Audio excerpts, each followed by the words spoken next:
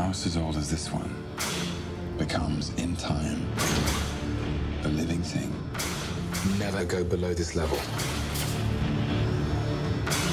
Such a pleasure to meet you. Now, you are a legend of this genre. Where did your fascination in horror and monsters and ghosts come from? Since I was a kid. I mean, I always really loved the movies, the TV shows, the literature. I was really a crazy reader from age 7 to 17. I would read 1 to 2 books a day. Mm-hmm. And I was obsessed with reading as much as I could. And most of it was dark fiction.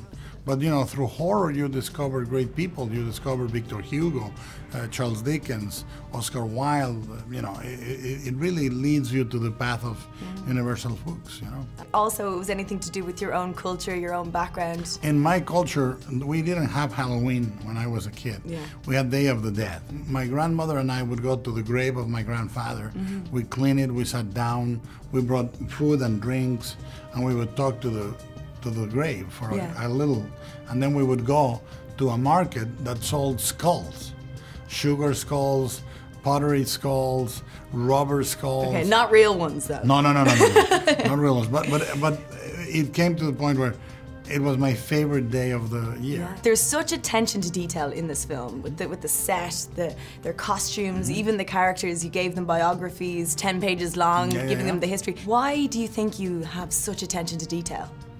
Because a movie is like a lie. It's the little details that make it stick. If I tell you I'm late because I couldn't park, you may go, yeah, sure.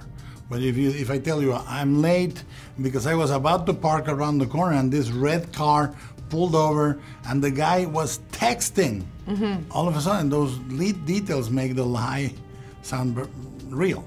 And the same with a movie. Yeah. The more details you lay in, the more real the lie becomes. As well, I wanted to ask you a little bit about Benedict Cumberbatch. He was originally cast. And then when you got Tom for the job, you rewrote the script. When Benedict was going to play it, the character of Thomas was, I think, older than Lucille, or really much more her equal. And he was more aloof, a lot more calculating, more of an accomplice. And then when Tom came on board, there's an innate empathy you feel with Tom, and there's a vulnerability. And I needed to address that in the character. We made him more human in a way. And finally, what was your favorite scene in this film? Of the beauty, I love the waltz. Yes. It was like a courtship in a single scene, like a whole courtship in a single scene. And I made sure that we saw how they touched each other, the way their hands land on each other, blah, blah, blah. And of the horror, I think that my favorite sequence, maybe one scare in the middle where a ghost closes a door. Oh, yeah. Yeah, or the ending, the last 20 minutes of the movie that are really intense. Absolutely. Well, I thoroughly enjoyed it, and thank you so much. It starts holding on to things.